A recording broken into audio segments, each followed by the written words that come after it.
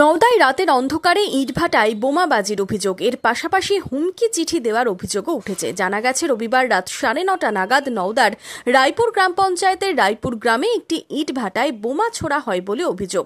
বিকট শব্দে কেঁপে ওঠে এলাকা। দুষ্কৃতীরা পালিয়ে গেলে ঘটনাস্থলে একটি লাল গামছায় মোড়া হুমকি চিঠি উদ্ধার হয় বলে দাবি ভাটা কর্তৃপক্ষের। খবর পেয়ে ঘটনাস্থলে পৌঁছয় পুলিশ। ঘটনাস্থল থেকে লাল গামছায় মোড়া হুমকি চিঠি ও বাতাসা উদ্ধার করে নিয়ে যায়। সম্প্রতি নওদার গঙ্গাধারীতে তৃণমূল পঞ্চায়েত সদস্যের বাড়ির সামনে থেকেও হুমকি চিঠি উদ্ধার হয়েছিল। এবার আবারও একই ঘটনার সামনে আসায় আতঙ্কিত স্থানীয়রা। কে বা কারা এমন ঘটনা ঘটালো তা খতিয়ে দেখছে পুলিশ। আজকে আনুমানিক 9:30টার সময় রায়পুর পঞ্চায়েতের রায়পুর গ্রাম, এখানে তারা ব্রিকফিল্ডস নামে আমাদের একটা ইটভাটা আছে। ইটভাটার মানে গোলা যেখানে মানে আগুন যেখানে তৈরি হয়, ইট পড়ে যেখানে, সেখানে গোলার গায়ে একটা বোম মেরেছে।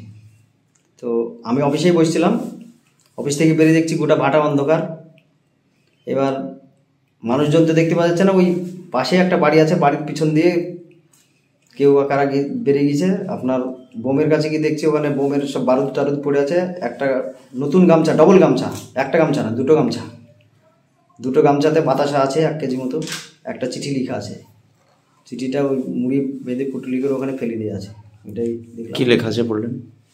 লেখা আছে, লেখাটা পড়িনি, তবে লেখা আছে দেয়া যাবে।